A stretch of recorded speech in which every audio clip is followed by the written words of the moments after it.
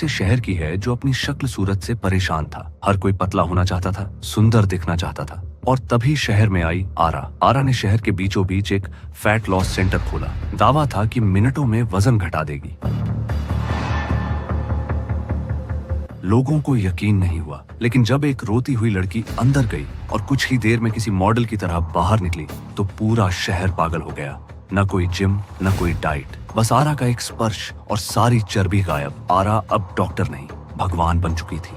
Clinic पर भीड़ लग गई, नोटों की बारिश होने लगी। शहर का हर इंसान फिट हो गया। मोटापे की समस्या जैसे खत्म ही हो गई।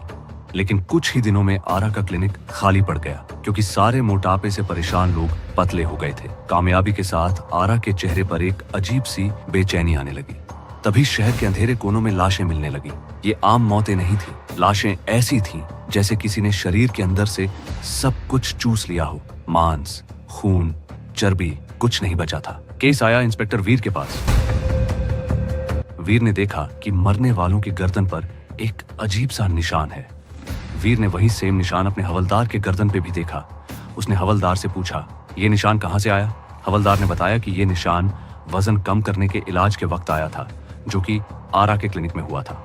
वीर सीधा आरा के पास पहुंचा। उसकी आंखों में आंखें डालकर सवाल किए, लेकिन आरा जरा भी नहीं घबराई। उसने मुस्कुराते हुए चाय बनाई और बोली, इंस्पेक्टर, मैं लोगों का बोझ हल्का करती हूँ। खूबसूरती देना कोई जुर्म तो नहीं। वीर के पास कोई सबूत नहीं था, उसे खाली हाथ लौटना पड़ा।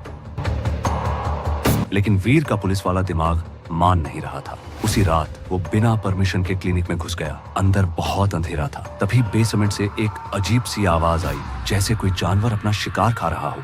वीर ने दरवाजे की दरार से जो देखा, उससे उसके पैरों तले जमीन खिसक गई। वहां कोई मशीन नहीं थी। आरा के मुंह से एक लंबी पाइप निकल रही थी, जो कि मोटे आदमी के ऊपर चिपकी हुई थी।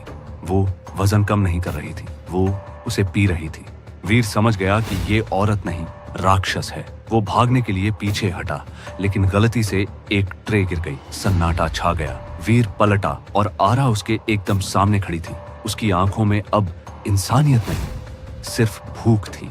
उसने वीर के कान के पास आकर धीरे से कहा, शहर में अब कोई बचा नहीं है वीर, और मुझे बहुत जोर की भूख लगी है। अंधेरा हुआ और फिर सिर्फ वीर की चीख सुनाई दी।